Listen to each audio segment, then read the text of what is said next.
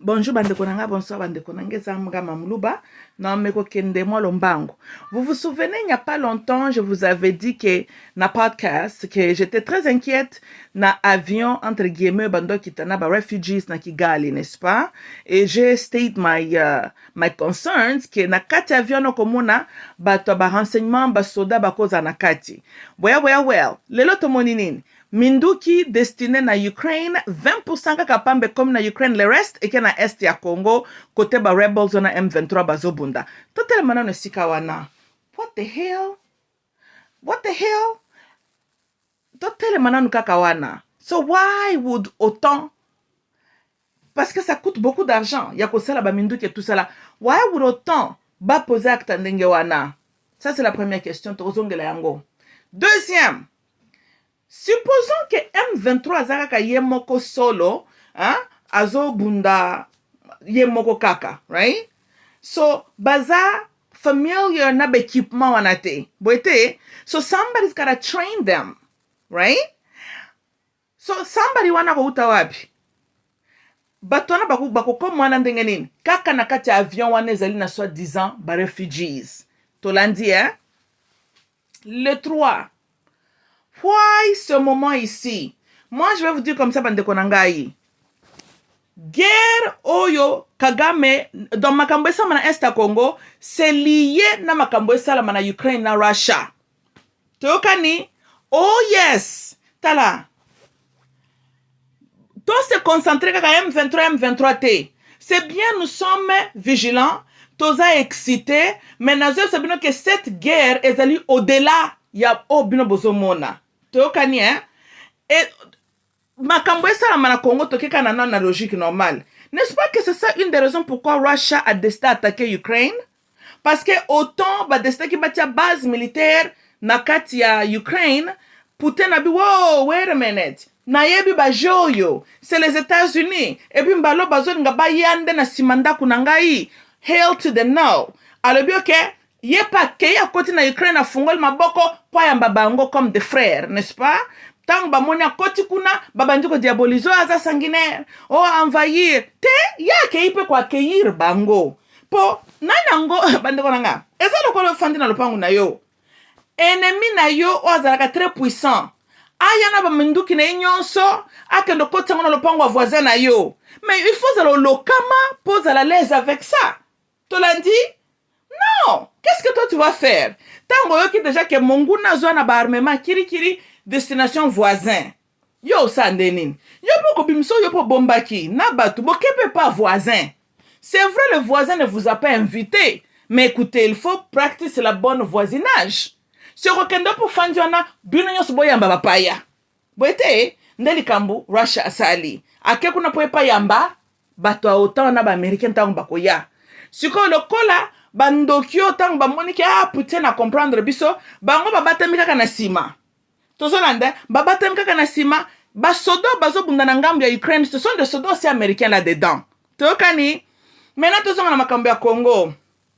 Avant guerre ya Putin, tomoni kaka Paul Kagame bandi bilobela. Abanda que il est inquiet na collaboration super bilatérale entre Uganda et DRC. Il se sent en insécurité, n'est-ce pas? Bobilobela na ye, Dieu merci, ndeloko pe sauver biso mwa mukie. Tolandi? And then, a comment que j'ai manifesté l'intention qu'on a envahir DRC? Ti dernier discours na il a été bold. Alobi, bango bazana superficie, il faut pas même guerre, et sika ezali, et skaf de rezali qui est DRC. Maintenant totala. Moi nandeke soka zotia bagrimas mama ne azawana. So why would Paul Kagame, right? Tout réfléchir bien. Kabila n'est plus président officiellement. Tout le monde a vu Tshisekedi former de bonnes alliances avec les Occidents que moi je disais que Baba Ndoki. So why would Paul Kagame all of a sudden, as on peut être si bold, si audacieux, courageux comme ça? C'est parce que bon mon makambo esala masikoyo ba armement donc to ba boy yena ba Occident ba jouer pe Chilombo jeu à contre-temps to landi hein Chilombo pe so pe mayele une fois pour toutes na lo ba maintes fois na podcast ba to ba baninga na yote to kani donc côté ba mindelo tant Chilombo kazo seré ba maboko ba serane maboko bayebaki ke bazana bitumba na bango contre Russie kuna bakokende kobunda, mais bazana besoin ya est wana ya Congo. Bandeko nanga, vous savez que chaque fois qu'il y a eu certains événements dans le monde, Congo jouaka toujours rôle na kati wana. Na guerre autant ba Américain bakende ko beta kuna na Osaka wa soki po Osaka wa kuna na nani na Japan. Bombo beta ki Hiroshima e utaki wapi ba yorenya mwana DRC. Teokani Putin azana ba minduki wa sel nango ba Satan de tout ba minere uti wapi ba matière uti wapi DRC. Les États-Unis, l'économie n'est pas bonne pour le moment. Tous les stretch partout dans le monde, ma base militaire de gauche-droite, n'est-ce pas? And so, les États-Unis doivent renforcer les sous-sous, moi, bamindu qui m'a peu sophistiqué, pour bakken dans guerre. En fait, les Cambodgiens ont besoin d'un affrontement militaire avec Russie. Tu l'as dit avec la Russie, hein? Si koyo, how do we get access na DRC na makamwana tu? Tokani, nandenga sese ba collaborer na nyangalakata na girafa muninga na bango.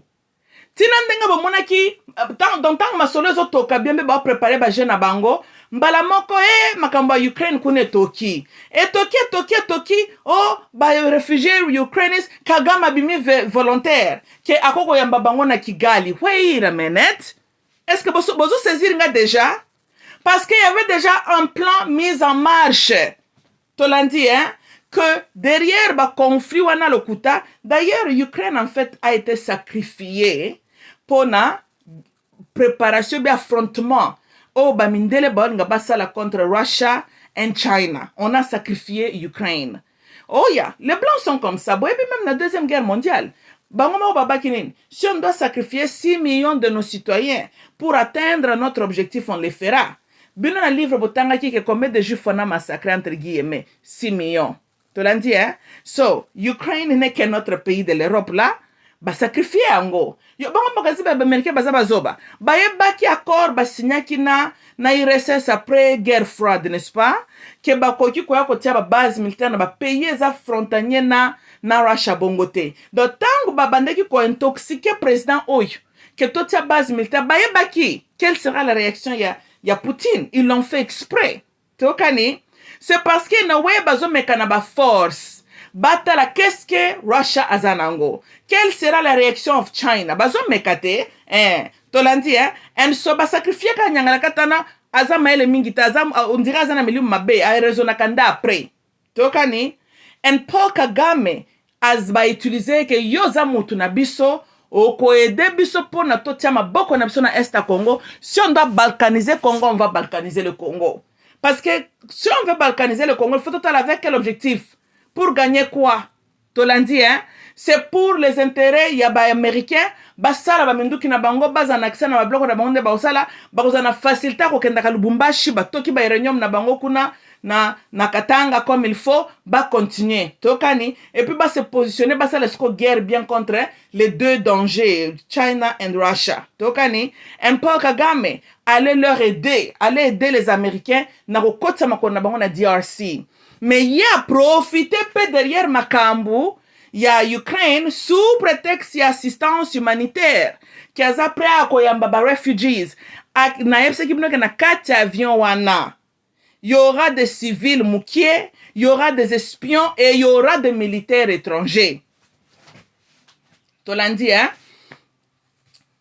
Bomoni ndenge bangaki basala muto azana Est ya Congo en congolais angaka mona kaka noir moko azana zolo ba anglais ya ko kanse que peut-être sont des Rwandais puisque les Rwandais sont des anglophones ou bien peut-être bato Uganda nzokandeza bato venant des États-Unis tozolanda tozokana bato wana nde bangaki bazala na kuna siko bazoko bunda tout au long de côté avec M23 et puis ko pesa en fait banga basala biso ce qu'ils ont fait na Libya bomonde na Libya pendant le jour tomoni ba rebelle na to ba minduki wana, mais la nuit la Libye a reçu des bombardements venant de l'OTAN.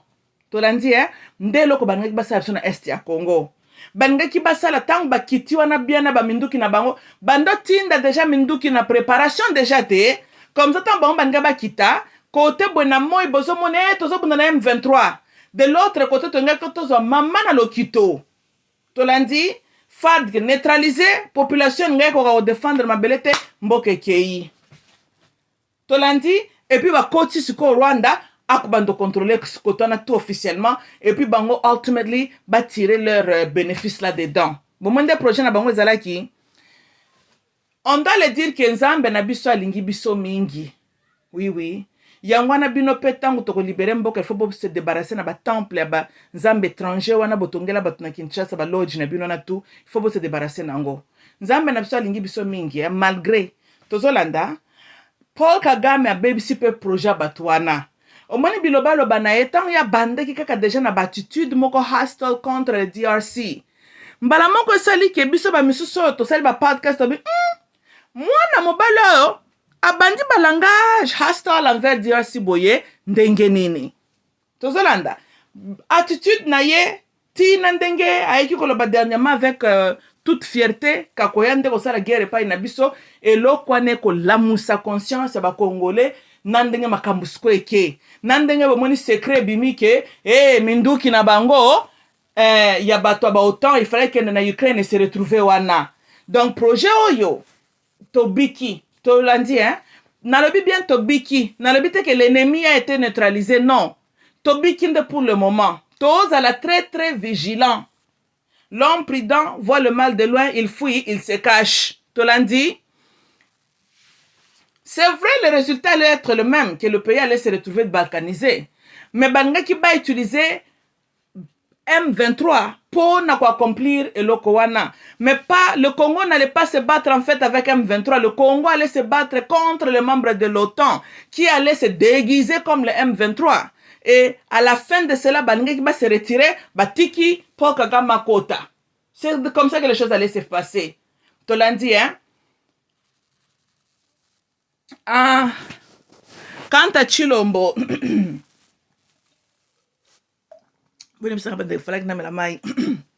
Chilombo, landanga malamu, pour nebi, entourage no basigna contrat na incompréhension.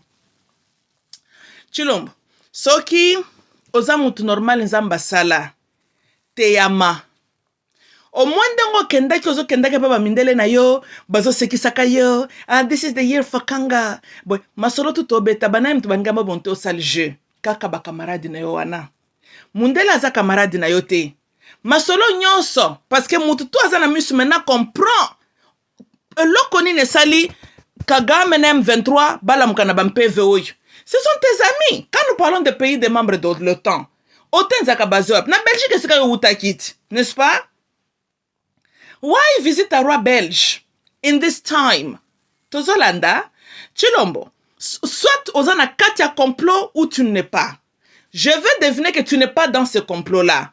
Moi, na mobile yoyo, teyama Chilombo. Vie ezana brouillonté. Crâne ya mutu soki ba panzi. Okendo ko réensemble ngo lisusu te kola tamoko te zala ka réensemble crâne tout na kaka Laurent référence ko yebisa yo tokani yo Matia ozo sexa batno mino oko seki serre la main avec Paul Kagame Museveni zokande bat kaka batuna yo wana bazeki ko boyo kanti makambo to esalemi kaka dans une semaine oyo non ça sont des choses déjà le plan était là depuis 2018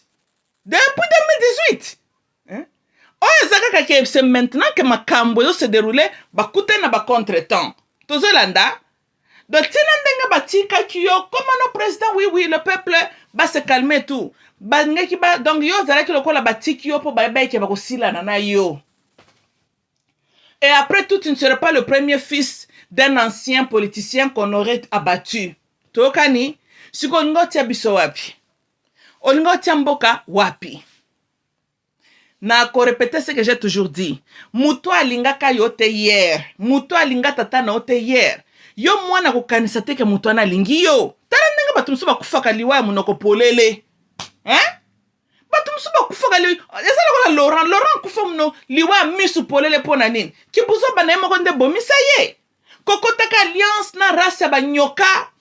Ko signé sinya. Ko kanisa ke baza ba camarade na ye. Tango balaxer leur vraie face.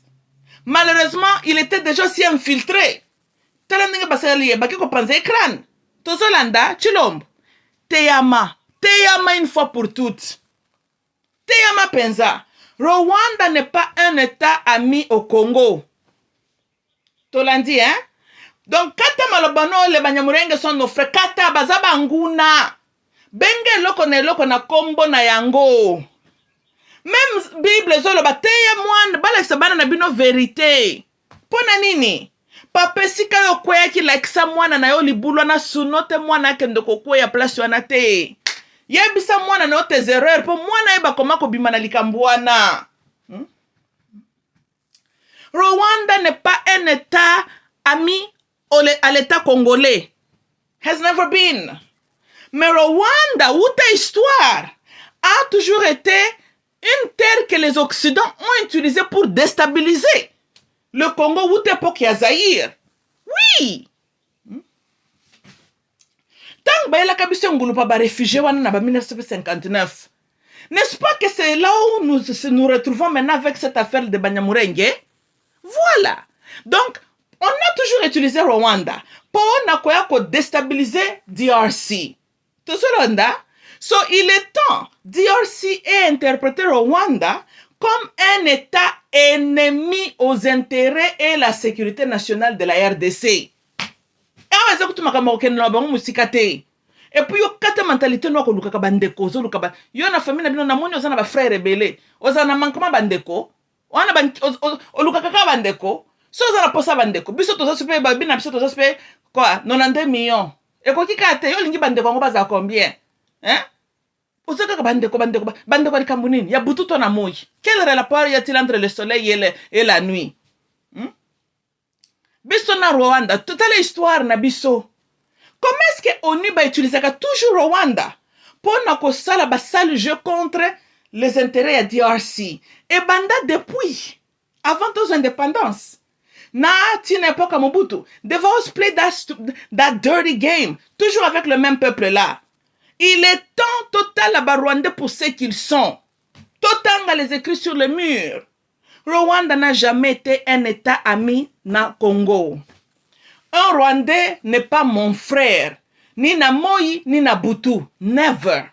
Parce que ce qui totalement na logique à nous expliquer, vous verrez aussi qu'il y a eu les intervalles du temps. Donc nous ne parlons pas qu'en 1959, événement mon que qui puisse s'arrêter là, non.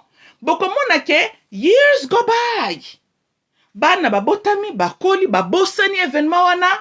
Allez plus tard après, boum, trouble monsieur bandit. Tout ça là, donc c'est très clair qu'il y a un projet qui était déjà mis en place, qui a 30 ans l'équipe. Il tente toujours à quoi accomplir en gros. Comme ce projet est un projet qui marche contre nous, donc il est temps biso toyeba que batuo yo baza banguna na biso. Pas question makambo humanitaire awa na bango te. Na bango te. Qui hospitalité à Congolais, ceux qui ont mon hospitalité otondio na mutema, ezo sala mutema massage, kende koyo kelata Brazzaville mawa. Tokani, la kisa qui hospitalité no ata na centrafricain. Mais Rwandais, te. Ata boyoki bango kuna baso pepula na machete. Boyebisa Kenya, akendo koyamba bango. Tokani, yebisa koko na bango Museveni akendo kokota makamba bandeko na ye. Etali biso te. To te yama une fois pour toutes. Pour chaque fois to yamba batuana, sous prétexte ya makambo humanitaire. Remarquez comment monde de tête écoute la kabisona mboka. Tozolanda. Ce qui tozuka kaneo ya 1959. Et ça peut même année qu'on a introduit la virus ya sida na kati ya Congo. Toka na bino bandeko nangai bozala mayele. Derrière ba opération na bango oyo. On the surface, ça semble une crise humanitaire. Why ba sollicita kaka biso? Ouganda est également grand. Kenya est là. Tanzanie est là. Après tout, comment Mututi fuit le danger contre les Bahutu na Rwanda, maeko kota na ngambo Congo, pas pour aller trop loin na kati ya Congo na Équateur huku, mais rester seulement là tout au long à frontière ya mboka eska ya Zokima. Est-ce que ça nanzela? Et il n'y a même pas une grande séparation entre nous et le Rwanda. It makes no sense. Soko Zokima parce que ta vie est en danger. Croix-Rouge ba toki bino. N'est-ce pas qu'il fallait que na bango soit na Gabon, soit même na Tanzanie, that would make sense. Why bolongol bango kaka bokati kaka pont, botie bango kaka tout au loro. Qu'est-ce que vous avez accompli? Et le côté. Donc vous voyez que l'histoire là est fausse. Et ça, montage. Tu l'as dit, hein? Vraiment solo. Et ça, la manasese. Na koloba mingi te lelo na lobi boy. Tobiki. Omoni mbaloy, nzambe na biso alingi biso. Atindiki kaka gama banda na balangage menaçant et pousser biso pe kanda to l'accès que toza vigilant. De l'autre côté,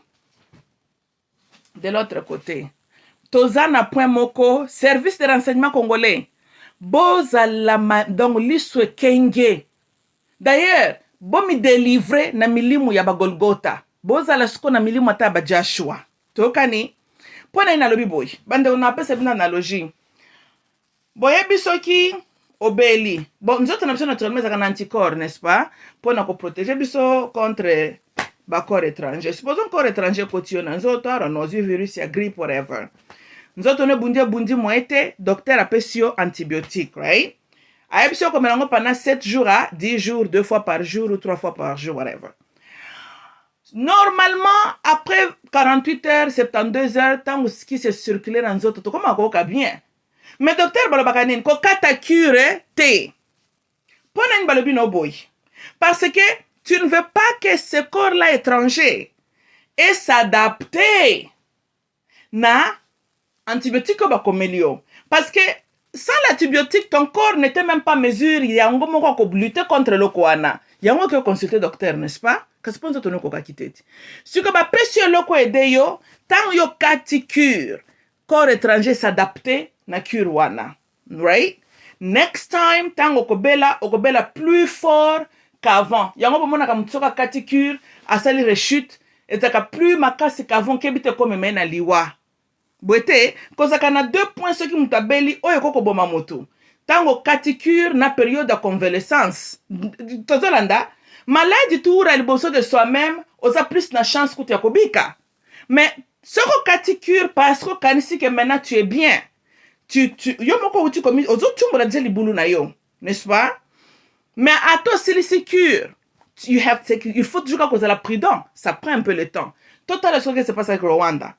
Moi je pense, ndenge na mona maele na ngai, que Paul Kagame a soutenir M23 en fait, besoin utiliser M23 as a deterrent.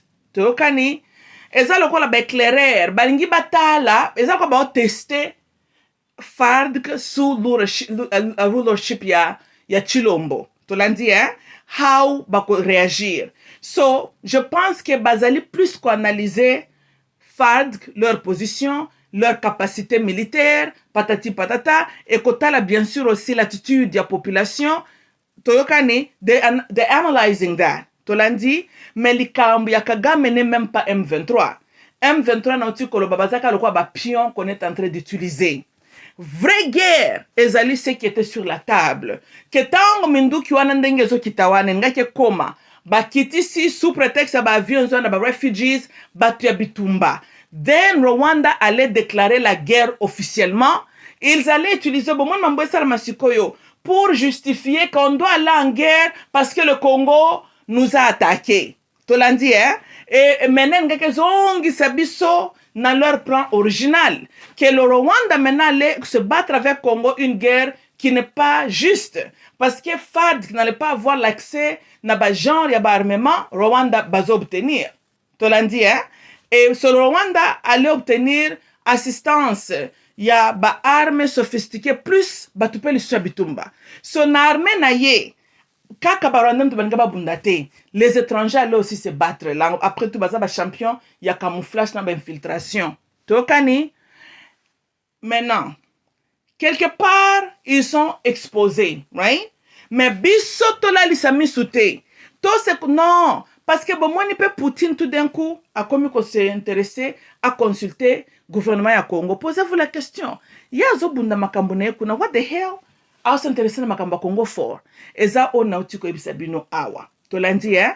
Parce que nyonso bozo monesa na Congo ezali c'est les États-Unis et les membres de l'OTAN baza koluka accès à est ya Congo po ba se renforcer na ba armement basala ba minduki na bango space attendre 3 sur apocalypse pe bloko nini ce qui peut être the dragon pour na ba lancer une guerre officielle parce que ce qui se passe en Europe maintenant là eza bitumba entre les impérialistes donc ba membres OTAN États-Unis France England and ba mboka na qui sympathise avec the United States contre elle y a ba China, Russia, Syria, Corée du Nord, na ba pays et Amérique latino baza côté na bango. Nde réellement tension eza na mokili oyo. Tokani Paul Kagame aza mutu ya ngambu ya ba membre ya OTAN.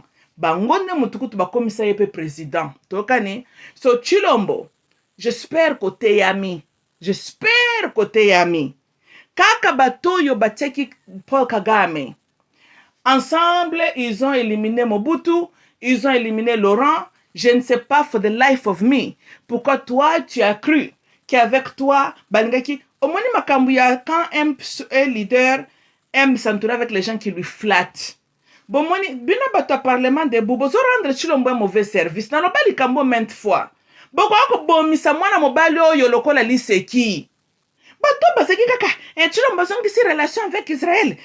Chilombo sali diplomatie. Mais kaka bamboka wana. Nde mutu babuti kotinda minduki na este pwe boma bandeko na bino na simplifier lingala donc kaka Chilombo tango ake kosala entre guillemets diplomatie bino bokumisaka wana kaka batu wana tala sale jeu balingaki ba jouer Chilombo bozomona mais makambo sala mana este ce sont les entre guillemets batu na bino diplomatie nde basali biloko yoti tolandi and so mais ce n'est pas fini na beti société.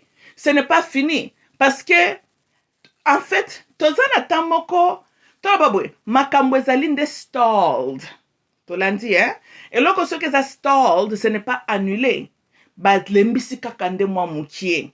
Ils vont jouer avec le temps. Hypothèse, mususu pe kote Kagame, na batu na yawana. Et koke kozala ke balembisa fadg. Bakolembisa fadg avec le temps. Tokani, veut dire drag makambo M23. Continue à fournir M23 to baminduki na bango na bazo pesa bango. Ko cause fad ba continue ko bundaka bazo gaspiller leur armement. Ils connaîtront perte ya ba mort de vie. Population après 2 semaines, 1 mois bako banda ko lemba na bango parce que ba yebi peke Congolais za la nation ke loko zana moto na nzungu Congolais excité. Après 3 jours, 1 semaine Congolais boss na kabe makambo ngo to tiki na biso.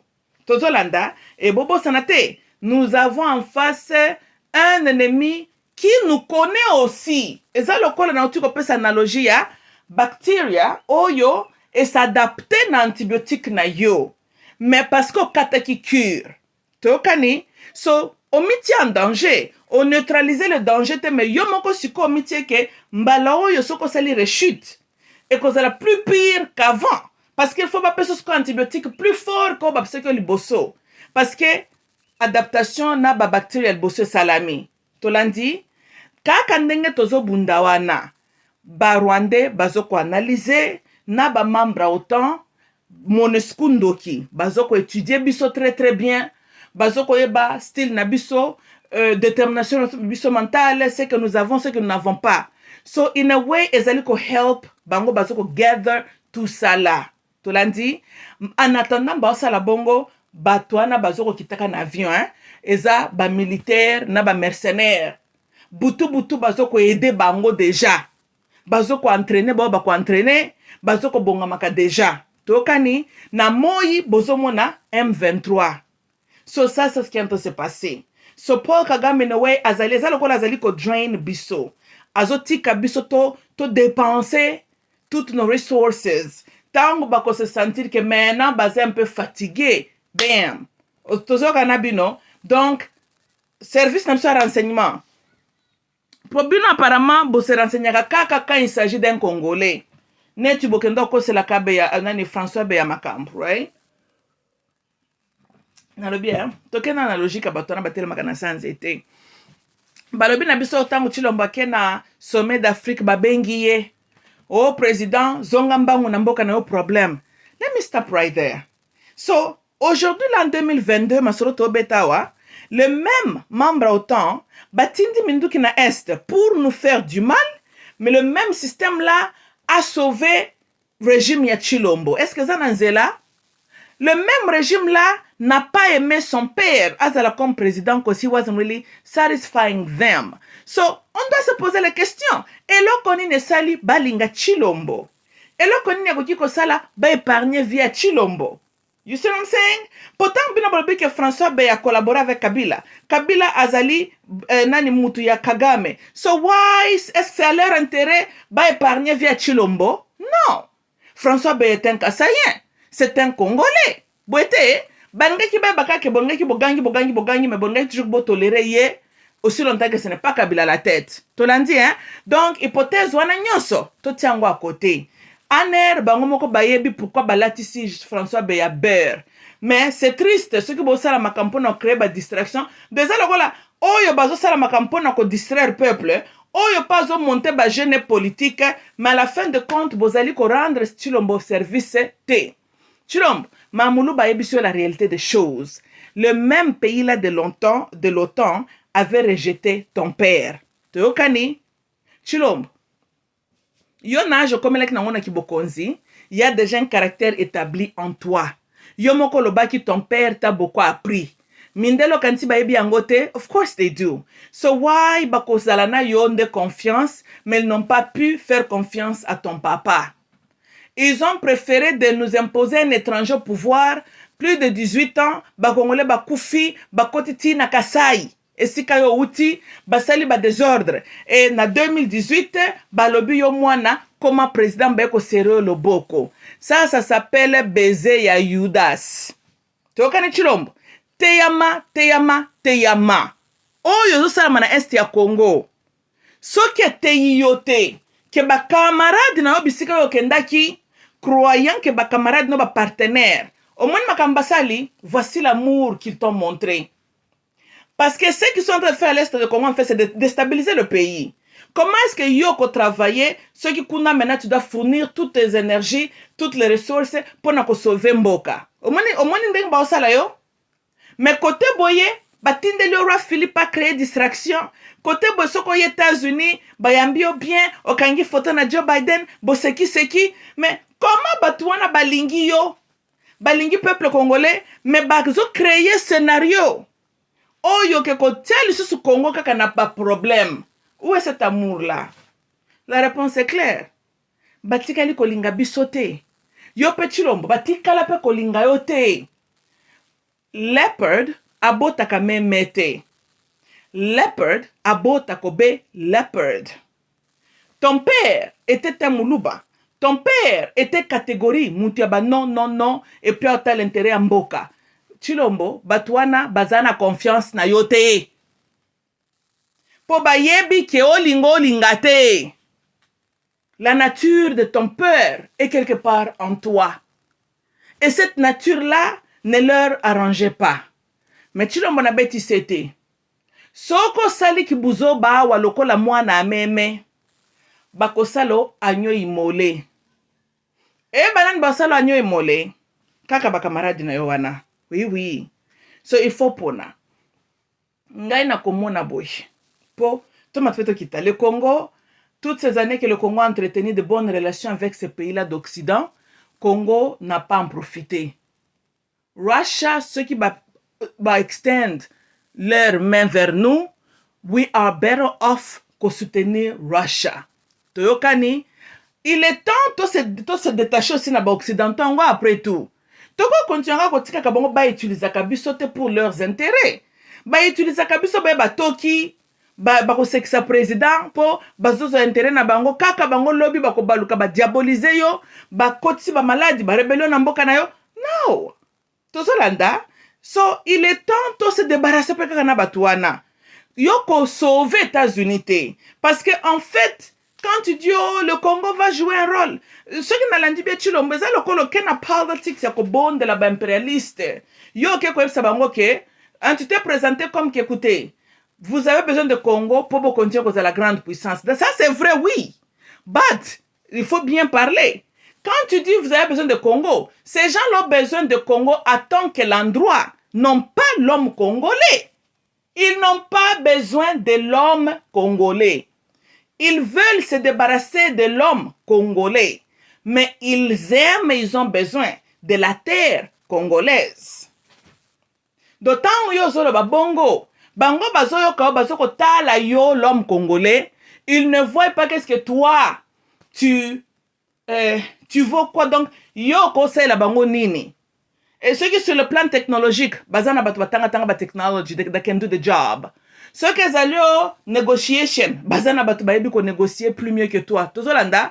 So when they look at you, yo l'homme congolais, ozali essentiel na misu na bango te.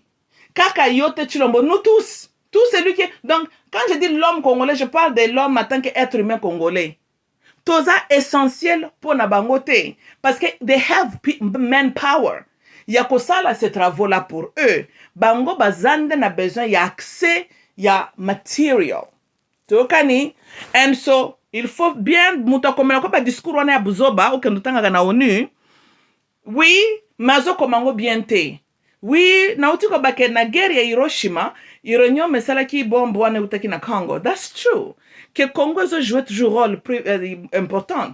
Mais il y a aussi notre réalité dans le Congo. Il y a l'être humain, l'homme congolais, qui a une vie à vivre. Tolandi, qui espère aussi avoir un Congo dans la paix. Il n'y a pas raisonné ni la lobby.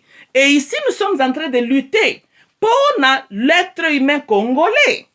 Et na mesa barenya ba camarade no wana. L'homme congolais n'est pas considéré dans leur réunion là. Ils voient le Congo comme un endroit géographique. Que ok, toko contrôler Kisangani. That's how they look at Congo. Tolandi, bazota la biso que toko Kinshasa toko salaboy, Lubumbashi toko salaboy, just like that. They don't care de la femme ou l'homme congolais ou l'enfant congolais. Bazakunate.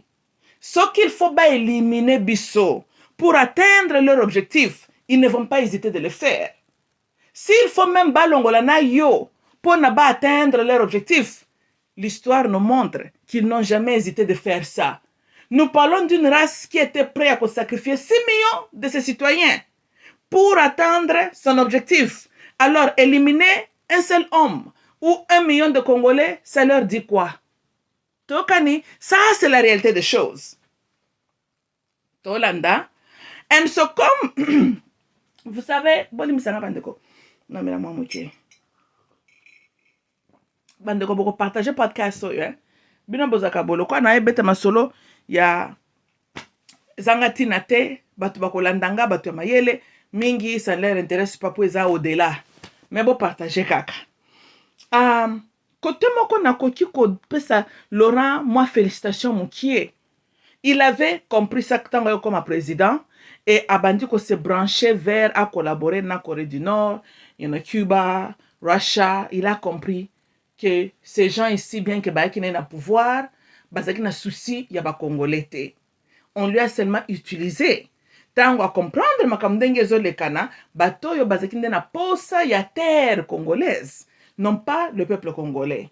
Tokani, et cette attitude-là est changeatée. Même hier, roi Philippe Ayaki na Congo, il faut dire que tout, c'était quoi l'intérêt réellement de la Belgique na Congo? Ce n'est pas l'homme congolais. Ana posa kozong sa relation tamoko na bisotin.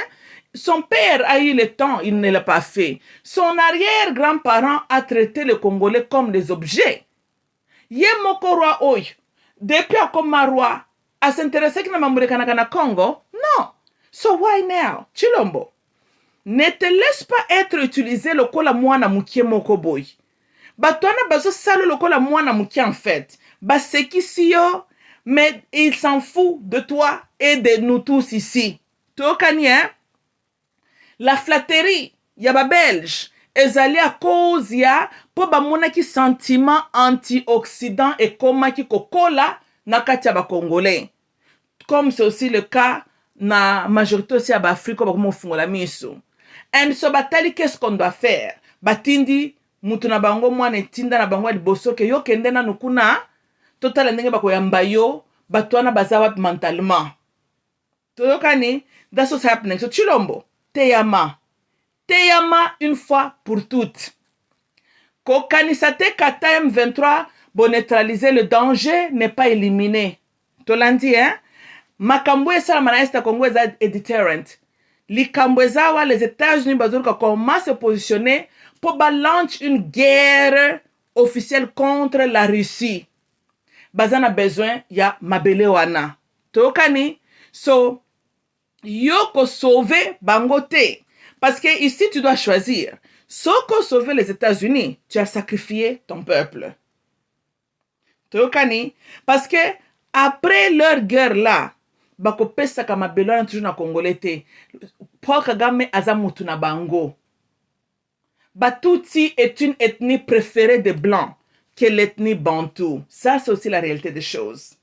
So, mwana mayele, ayokaka, l'homme prudent, amonaka mal de loin, abandi ko analyser. C'est mieux dans la vie d'anticiper que de réagir. Naebsaka bino na podcast le kai kenazo sepela na bavion zo mema so disant ba réfugiés ukrainiens na Rwanda te. Naebsaka bino ke na kati wana batu très très dangereux pe bakozala na camoufler. Lelo bomoni minduki po minduki na yeki po banen basela ngo batu n'est-ce pas? Mais M23 qui n'a jamais été entraîné à quoi utiliser minduki na ndengeneni. Qui sont ces gens-là qui connaissent comment utiliser minduki wana qui allaient les utiliser? Batona ba uti wapi? Ah. Tokani et na beti c'était que toutes les régions où ezali voisinage na ba pays e kangam na biso peuple wana bozala vigilant. Tolandi bo fungola miso. Bo monika ka jeune ndenge balingi basala biso na Est ya Congo. En fait, balingi basala biso mon kande basala na Ukraine. Ukraine des obunda mais sont des soldats de l'OTAN. Nde bazawa na bazobundisa Russia. Pona okaka bato batela makana sanzete balobi guerre Poutine akanisaki akokoka ngwesi kazokoka. Poutine azobunda na Ukraine te. Poutine est en train de se battre contre les États-Unis, la France et les autres. Bango babatami batindi nde Ukraine. Parce que si vous raisonnez bongo, eza lokolo yo pozo kansake satanani Muammar Kadhafi ba rebelle nde balongola qui et ça c'est être simple minded. Eza lokolo tala mambo Est à Congo, tu trouves que Paul Kagame na M23, ça c'est encore une fois être simple minded. Le Congo n'est pas en guerre na le bango chaque fois. Ute Paul Kabila, le Congo ne s'est pas battu avec Rwanda et Ngomoko. Le Congo s'est battu contre les membres des pays de l'OTAN. Even today, bomoni nzambe kuta sali baza l'exposer. Tubisunyo soto tuni o. Mais si comme nduki bande ko yako sala nini? Tomoni, mais bokeba. Ndokyo a na détermination liya yo. Ce n'est pas parce que il a été exposé qu'il a tiki. Non. Akosala semblant. Soki kaka yo ko isami na distraction. Hein? Mbalo bako s'assurer que oko échapper bango lisusu te. Tokani chilombo na beti sete papa. Landa podcast oyo na mato ya mukolo tika ko preta korei na batu na yo ya ba milimu ya Golgotha, milimu ya crâne, montagne de crâne wana te. Tika ko landa ka ba flatteur o batela makana sanzete. Parce que ba oyo bazo cause o lelo mutu pasi ezaka ka ba chef d'état ya bamboka wana o basekisaki yo mino. Minduki wana kiti na Est ya Congo, o il fallait que na Ukraine. Of course ils ont fait ça exprès. Comment vous expliquer que président Ukraine a osenga nazana besoin de renfort, ben c'est totindelo aba arme, ba profiter sur cette campagne là pour na babi misaba minduki kaka ndambo ke Ukraine ndambo zokita na Est ya Congo. Comment on explique ça? Ça, c'est quelque chose qui est fait expressement. Maintenant, c'est avec quelle intention? Et ne croyez pas que pour la M23, oui, M23 continuera toujours à être là. Mais M23, bazar wala des jackets, des jaquettes balati. Derrière M23. C'est ça notre problème. Tokani? Mais why would they do that? Parce que ça coûte l'argent que ça, l'armement et tout ça, l'organisation de dire, ça coûte beaucoup d'argent. Alors, qu'est-ce qu'eux ils gagnent dedans? C'est ça aussi la question qu'on doit poser. Why? Parce qu'ils veulent balkaniser le pays pour avoir le contrôle total de notre ressource na Est ya Congo. Et ils veulent se positionner pour na balance peut-être même matière dans la troisième guerre mondiale. Ils ont utilisé nos minéraux pour bombarder Hiroshima. Ne croyez pas qu'ils vont hésiter pour faire ça encore pour la 3e fois. Tokani, sur la 3e guerre mondiale n'est pas totalement éliminée, c'est une possibilité toujours. Et bateau yo bazana besoin ya Congo, na beti sete ba congolais. Et loko ebomaka biso toyokaka toujours makambo superficiellement. Malamu te. Nzamba sali mutu, apesi ye physique, apesi mutu âme, apesi mutu esprit. Tokani, utilizaka parti ya crâne na yo, oyo esalisaka oyo kamakambu en esprit. Po bolola yo kaka makambu kana matoi boye, lobi ake kokufa munoko nyonso polele. Tokani, mutu mayele ayoka kalikambu azo ko analyser makambo azo yoka. Nalobi mingi awa, mais nalobi lisusu boy. Et j'en profite aussi na mtazo kamba division FARD ko bazana Est. Félicitations, good job. Na beti mbela. Si c'était moi, j'encouragerais l'assistance du peuple. Parce que tu veux préserver ressources na bino yarmé. Parce qu'officiellement, toza un embargo, tozolanda, baninga bazo obtenir renfort au biso toza nangote. Tokani, ça c'est la réalité des choses. So, une guerre avec ce qui Paul Kagame a décidé à déclencher guerre tango komona ke bakoki si bloko tout. Biso toza na des avantages. So, nous avons besoin ya préserver énergie na ba matériel na biso toza nango, right? So, bimisa FARD kendambu babunda population lokola baza pe mobilisée parce que population n'a pas des armes, ça change. Guerre on est comme tobengaka guerrilla war tolandi, hein. Et puis la guerre du Congo sera gagnée na système wana guerrilla war. Oui to defa Laurent Mukie tango aibisaka peuple mutu na mutu simbo ya kosimba. Ce n'est pas parce que ayebaki te ke il faut faire de Kendeba Bunda. Non. Il a regardé ce qu'il a. Right? Et il s'est mesuré qu'en face, il y a des multinationaux. Il n'a pas l'armement nécessaire. Mais la grande armement, c'est le peuple. Tolandi, oui. Le peuple azali armé lethal. Tolandi, que même Mindu qui vraiment kobunda contre nani masse ya peuple te. Tout le monde a que cette stratégie est employée par les Vietnamites. Tant que les Américains sont na Vietnam, les Vietnamites ont un fil de fer na bazamba. Tozolanda. Oui, baza ba kolo territoire, ba piéger ba soldats américains. Ba Américains ils étaient forts par définition. Ba koma kuna ba kutana na mama na mutu pasi. Ti ba bimi bazongiawa sans une victoire comme telle. Total na Somalia kaka Somalia ao. En 1994, Bill Clinton a dit le meilleur de notre armée, Navy Seals, bakende enlever le président. Bon, mon équipe Tumbawana, président Taliban, a limité, armement comme tel, les anangote, population, ba fungoli couloir, ba batami. Na batupe babundaka batutu batami batikika tubana moko basakana na balabala. Mwasi moko azole kasalati basutana na ye, balobi botika bango baya. Ba américain bazo kitaba moni lokola vila ngo ezaki facile, bazo kitaka na ba hélicoptère boye, ba sikoyo ba somalien ba utiliser ressources na bango ba panzi hélicoptère tango panzani babi mena to bunda mibali na mibali. Population babimi na banzete na ba brick na tozolanda kasi parce que somalien nge bunda ndenge ni soki Amérique ezeka na avantage ya espace aérienne. Fallait ko kitaba ba hélicoptère wana, n'est-ce pas? Et puis bakitisi yango sikoyo bapaya mais bango bana mboka tolandi. So bakumbaka président wana ten c'était le peuple Somali babenda bibemba ba américain bona babalabala tozolanda. Sur États-Unis ngese neke ndo bombarder Mogadishu oko bombarder ba civil jamais tokani. Congo tozana niveau wana.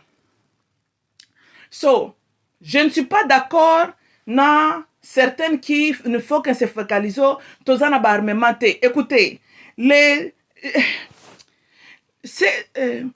danger qui est devant nous est trop grand que toza en face, toza devant seule option nous avons, la guerre ici doit prendre forme ya guerrilla war.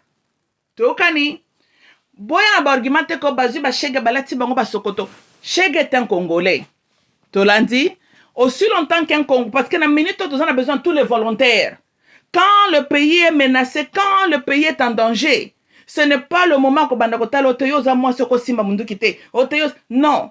Na mikolo, na batata, na ba mama, na bilenge, mututu simbo yoko simba. Laurent kotona na sepelane mwa mukie. Aye baki. Botala ndenge ba Rwanda bakimaki contre nani mutaba ateki bango panzi likolo. C'était la population. Tolandi, hein? Est-ce que la population a besoin d'un entraînement militaire? Non. Tokani, c'est la même situation. C'est la population qui va soutenir FARDC. Yako gagner Bitumba Oyo. Et Chilombo na beti sete. Le Congo est menacé par les membres de l'OTAN. Bangonde baza sima makambu Oyo.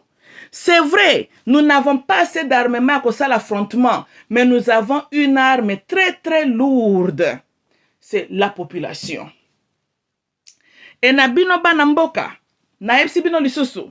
Boyo ke la bato bazo tali se bino kaka teko, toza incapable ko bundate. Non, Bitumba Oyo, oui, ceux qui t'ont mis dans une guerre conventionnelle, c'est vrai le Congo va perdre. Parce que le Congo, officiellement, ne peut pas aller contre 5 pays de l'OTAN. Tozana barisol swanate. But, ce qui total makambu bongo, totiki este kende. Tokani. So, qu'est-ce que nous avons maintenant? Awe komi likambuya, mutu na mutu simba oyo yoko simba. Tokani. Makambuya ba conventionnel wana, FARDC bunda. Ce qui FARDC ko bunda kaka na 20% en guerre. Et que la population ko simba 80% en guerre. Sobiye. Aussi longtemps que les résultats et ça, résultat, il y a victoire na faveur na biso.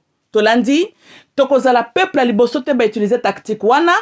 Et on a utilisé ça na Vietnam et Simbaki pour na bango.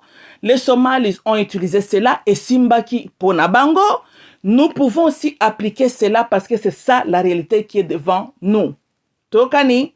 Donc, ba député oyo boza na mikusa biloba loba. Zela nanto gagné guerre oyo, yo aux avions ko kende ko négocier balongo l'embargo pour nato lukambala simatan guerre ko yato bundango guerre conventionnelle. Même Laurent ayebaki awa parce que to bunda guerre conventionnelle comment? Tant Laurent lobi ke mutunyon sur le pays toza infiltré, nous sommes menacés, nous sommes en guerre. To bunda. Ya ayebaki te ke embargo ezalaki of course. To landi hein? Mais population kimseki ba Rwandais. Si la population qui me sait qui va comment? Tolandi? Voilà. Donc, à ta Bible, autant à Kamoze, c'est à Tombolia Sambela. Zambatune, qu'est-ce que tu as à main? Oh, bataillon. Zoyango, pepa, ma et panzana qui en deux. Kako biso tozanango wana. Et le bas Laurent, na ba arme traditionnelle. Ba chef coutumier, bino pe bogote makamboy. Oeza makambia, tout celui qui est congolais, bandeko, na beti sete, hein? Ce n'est pas de la comédie. Tozali na danger munene devant nous. Tokani, bomoni nzamba zo tala, nzamba lingi biso tellement atiki bato baza l'exposer. Maintenant que tomoni matan, avion zo kitana ba étranger na Rwanda oyo, likambo eza clarité. To fandate nzamba lmola kisi biso tomoni minduki yo zo kitakuna kaka. Minduki destiné na Ukraine et qui tikuna ndengenine. Maintenant, ça c'est tout le bas Dieu nous aime à permettre tout le monde à banani réellement bazo bundisa biso. Maintenant que to yebi banani bazo bundisa biso. Maintenant que to yebi pe notre faiblesse que batona ba favoriser Rwanda. Biso tozana ba embargo, tozana ba armement boyete. Côté boye, mabele na biso nzambe apesaka biso. Qu'est-ce que nous faisons? Esikanga isiko nazana elikia na nzamba ko pesa biso victoire parce que nzamba lingaki to connaître des faits alingaki permettre batwana bazali exposer te tokani kala tang bazaki ko sala ba planning na bango to bando situka kaka babandi ko exécuter lelo nzamba permettre to mona bango to landi hein bino na banza ba Kristo babaka toutes choses révélées et déjà à moitié conquéries. Maintenant que to moni bango, maintenant qu'ils ont été exposés, Chilombo kozala séduite na langage ya ba explication buzo ba ambassadeur ya bamboka wana. États-Unis ba banje bete munoko. Tozolanda, il n'y a pas longtemps ambassadeur s'occupé ya Italie s'occupé ba pakendaki ko kanga makuna ba bomela ki kuna na Goma s'occupé ba piquet na Minembwe, qu'est-ce qu'il faisait là-bas? Et l'ambassadeur américain devrait aussi aller là-bas. Tozolanda, Tozan a besoin zamba continuer à exposer bateau jusqu'à quand? Il les a déjà exposés to mona. Yo so mona un officier d'un pays, un officier représentant un pays à Kenamboka, à Tiki Capital, à Zuki Ndakuna na région Mboka sans que le gouvernement Mboka na beba qu'il est là. Biso to moni makambwana. Tang batuni tuni bango ba beti munoko.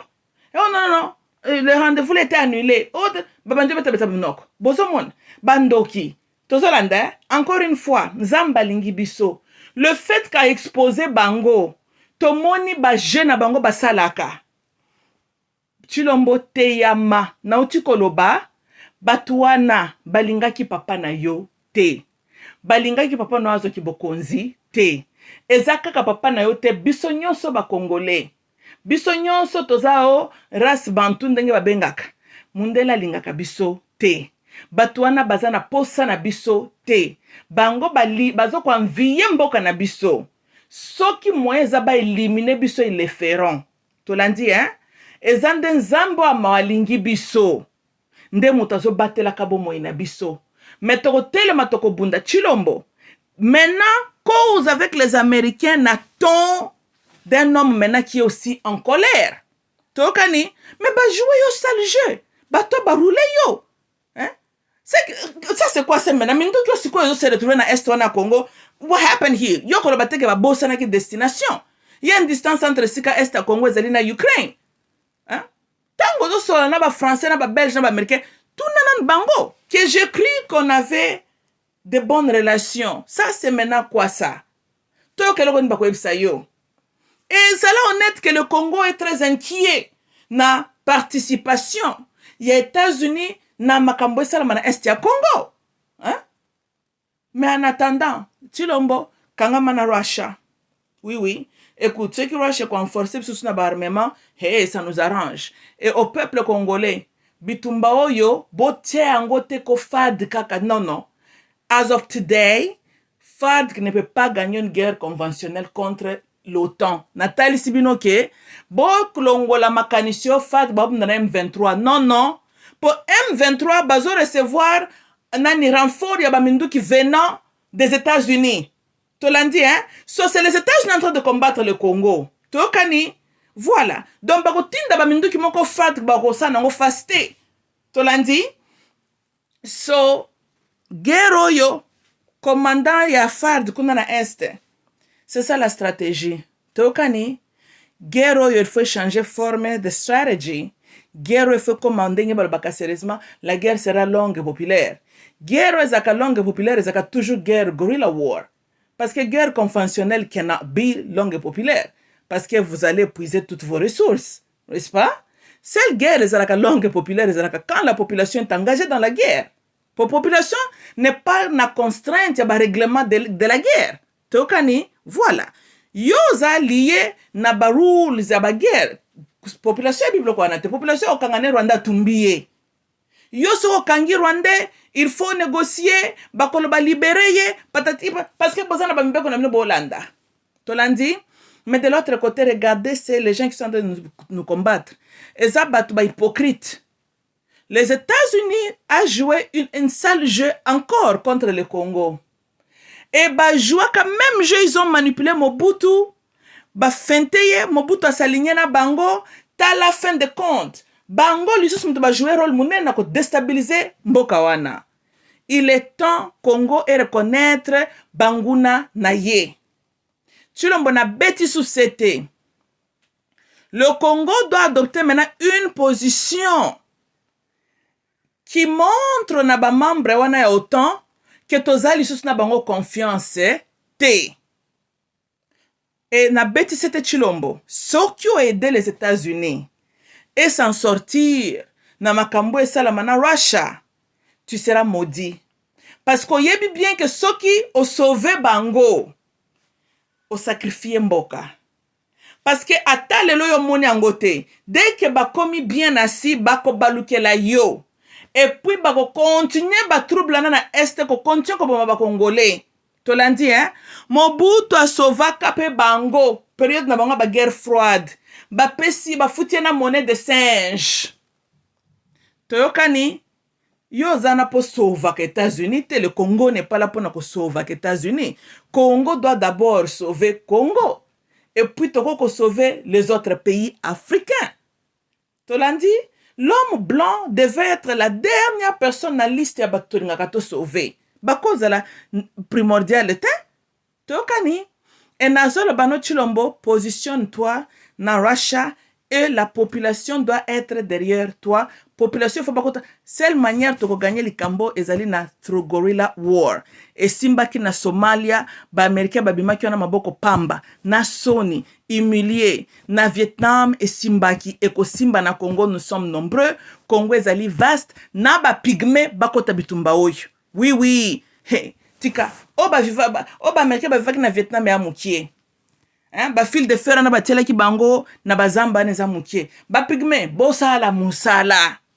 Boko tia ba fil de fer na bino na bitene ngi bosala buna na zamba donc bosala ouais ça guerre guerrilla war donc tous nous allons utiliser toute méthode pour te protéger à biso Congo surtout to kotanda ba fil balbelaire partout comme ça ba soda na tang bazoya ba katana na ba kwei à les populations récupérer Minduki, c'est ça ce que nous allons faire. Chaque Congolais, soko récupérer Minduki à Munguna ma yo bomata 5.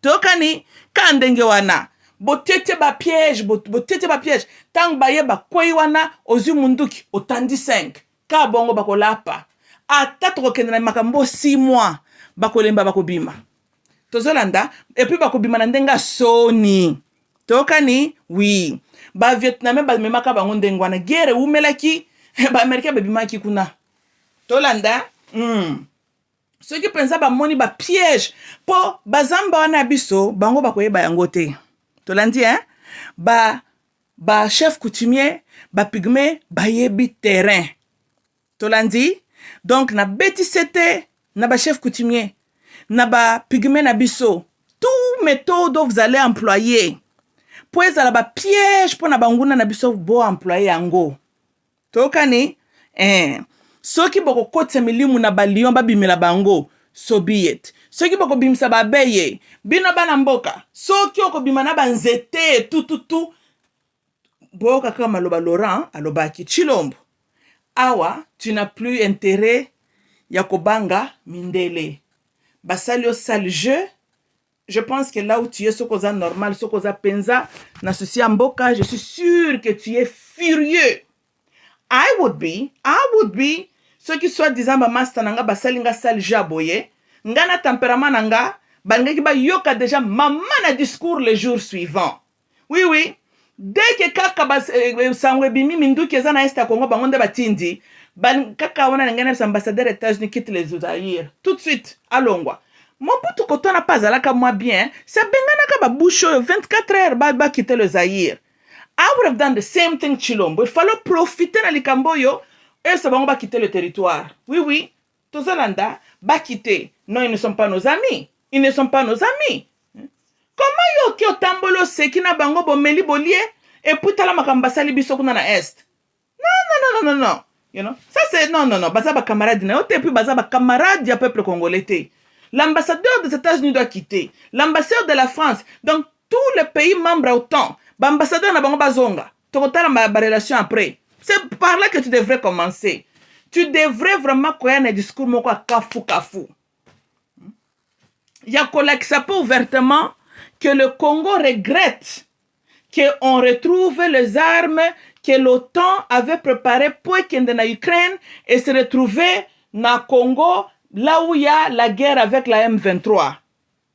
Tokani et lamba ba français no malamu. Alors pour le moment, le Congo demande à l'ambassadeur des États-Unis de quitter le territoire. De la France, na Belgique, va quitter le territoire. Pour na monye loko nito kosoa na bango système ikoloyo. Pour ba créer biso madema kuna na est, ndenge toza bo photo bunda n'est-ce pas? Tona masola kosola suna bango te. Ba total makam na bango après. Chilombo nde boy ko peuple congolais baluba botelemaka na nzete botikaki buzoba bozana ngwana bokobomisa Chilombo po soki bomi Chilombo kaka pa bino bozokumisaka baaméricain baoyo batindi minduka kuna na est eza banani maintenant arranger Chilombo en quoi parce que maintenant au lieu Chilombo atalamaka mosu ya mboka maintenant il doit dépenser resources et tout pour na sécuriser mboka siko arranger na eloko nini e banani basali biloko wana kaka bato basekisaki ye siko bino bokumisaka bamboka na mpona nini wuta histoire ya Congo bomona makambo mboka na basala biso to bomona te alors botika bozosacrifier Chilombo de l'autre côté bozosacrifier ye baaméricain baza bacamarade na ye te les américains bazobundisa biso derrière M23 bino botelemena États-Unis d'Amérique alobi Joe Biden alobi I mean Joe Biden akangi photo na Chilombo mayebaki all the long ke Pentagon bao déployer ba minduki kuna na est ya Congo mais côté batelema akangi photo na Chilombo sikoy il faut poser la mitou et ça la kate pour continuer à considérer bango vos amis et en même temps to boyi ce qui est arrivé à Laurent est comme la Chilombo nazolo bango na place ya ke tuer notre sang toko linga te makambo comme la Laurent et comme la yo Laurent quand même akufaki mais il avait aussi l'amour ya kolinga ko défendre mboka babomiye to landa Chilombo keba tu es devant une telle situation soki o gerango malamu te Chilombo mutu na yo elali soki mutu na yo elali papa otie mboka wapi toyokani revo lisusu bakamarade no malamu revo lisusu bamboko yo bengaka bakamarade revo lisusu relation na bango mboka nyonso yo minduki na ye bake kotrouva yango na est benga baambassadeur mboka wana expliquer yango de quelle magie et pourquoi minduki ne se retrouver kuna. On commence par là oyoki bango silisi bazwa masuwa bake na braza de la bazonga bisika bautaki simple que ça tokotala le reste après. Ok, bandeko nangeza lenga mamuluba. I love you all. Courage na population nyonso tu bolandinga ye. Voilà. Guerre to me melonka système wana lokwa ba Somalien ba sala kina ba Vietnamien. Oh, guerre ezokota gorilla ko et ko la longue populaire. Guerre ya tant qu'en population kendaka guerre ya gorilla war. Tika. Boko tumbula babalabala botie ba mabulu. Kaka bisika boyebi ke bako le kanzela boy bino boyebi bino boya bakolo mbokati boyebi place to tie piège baleki wana bon badindi allez bo récupérer munduki bako vivre tokolakisa bango OK, I love you all, bye.